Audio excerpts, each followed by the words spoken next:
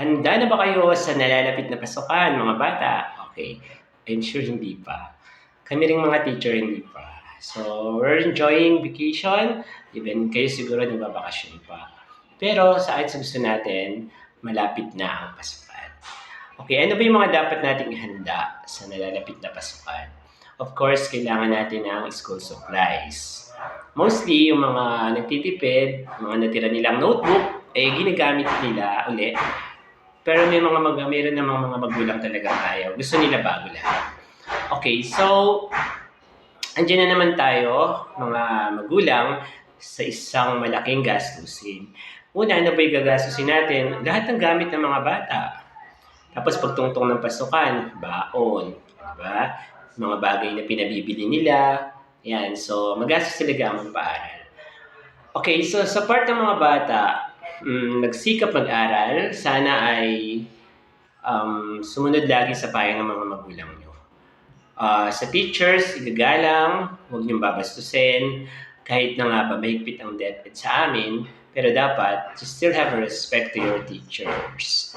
So whoever they are, whatever characteristics that we have, so mga teacher nyo ng math, English, kung sino-sino man iba-iba man yan, dapat irespeto nating lahat.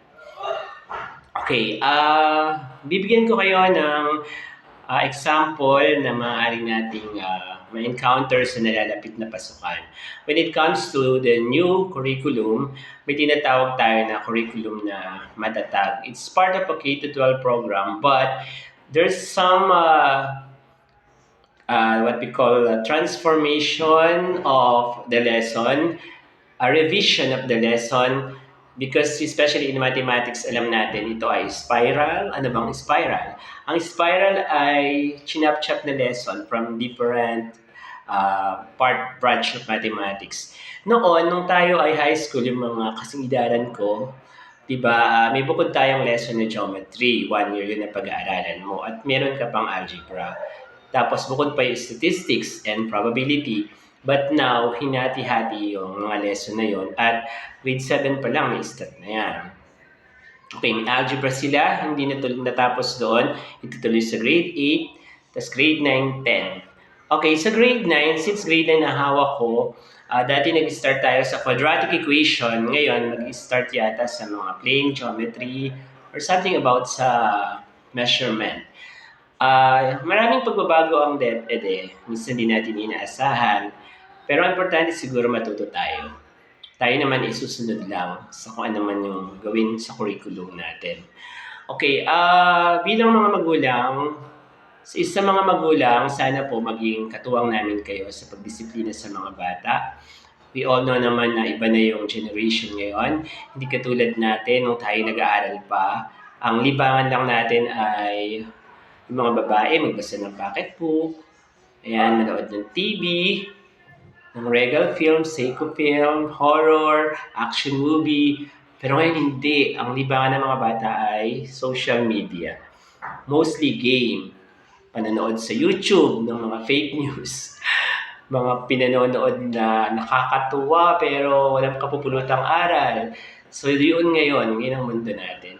At ang pinakamalaking problema naming mga teacher, yung makontrol sila na hindi gagamit ng gadgets.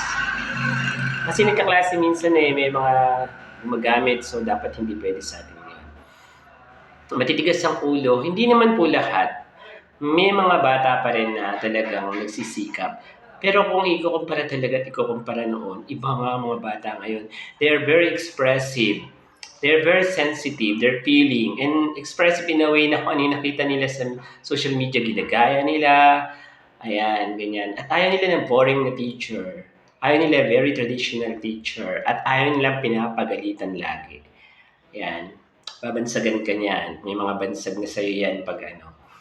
But hindi naman lahat. May mga bata pa rin na napalaki ng maayos, may respeto, at ano man yung katangian ng teachers nila nirerespeto nila. May mga bata na kahit di naman nagpursige mag-aral, nag-a-absent, tapos tatanungin ka, Sir, ba't naka-83 lang ako? Di ba? Noong araw, 83 mataas na yun. At ang honors ngayon, napakadami. So let's say, for instance, sa grade 9, kung 800 ang population, nasa 400, halos kalahati ang honors. So I think I'm not so much against, but I need to say na dapat hindi gano'n kataas, kadami. Kasi iba din na-OPIA na bulak-bulak, na-honor pa. So dapat quality talaga, pinaghirapan. Nung time namin, sa school namin, is one Arliwag pa rin, ang daming nagsisipag-aral sa 800 students. Ang honor lang doon, ang may award ay 50 to 60 lang. 10 doon yung tinatawag na honor students, then the rest, they are what we call special mention. Mga outstanding lang, gano'n. So nilalapit na ang pasukan sa mga magulang, mga bata. Sana ay maging handa tayo. Prioritize yung pag-aaral kahit sa anumang bagay. Disiplinahin yung sarili. Tiyakin na matututo kayo. Huwag tayong sasangkot sa anumang uri ng gulo na first quarter pa lang, ang sakit na ng ulo ni teachers kasi laman na siya ng guidance office, nakipagsuntukan. Hindi na dapat tayo ganon. Dapat ang mga bata ngayon may control na sa sarili. Hindi nagkatinginan lang, suntukan na. Ganun kasi hindi lang sa public yun, kahit sa private school. Yung problema din talaga ng mga teachers, yung attitude ng mga bata. Hindi naman kami pwedeng manakit dahil bawal ngayon. Ako naman hindi naman nananakit. Pero pag sobra na, nagagalit. Kailangan may boundaries pa rin. Alam pa rin ng mga bata na teacher ka nila. Kami bilang teacher, dapat alam nilang teacher kami at may takot sila. So siguro na sa tamang way lang para mahalin tayo ng mga bata sa mga teachers. Tiyaga lang talaga. Minsan pagod na, nakakainis na, iba ayaw na magturo. Pero ako siguro dumarating man sa point na hindi na kasing sigasig ng bata ako. Pero masasabi ko lang, minsan nakakaliban sa pagtuturo pag may sakit talaga. Pero hindi ko ginawang sadyain na hindi na sila turuan or pabayaan na. Kasi para sa akin, kahit sumusweldo kami, dapat pa rin ay malaman namin may mga batang nag-iintay sa amin. So let's all think positive this coming school year 2024-2025 and good luck sa ating lahat. So that's all for today. Yun lang muna share ko sa inyo. Maging handa tayo sa bagong curriculum.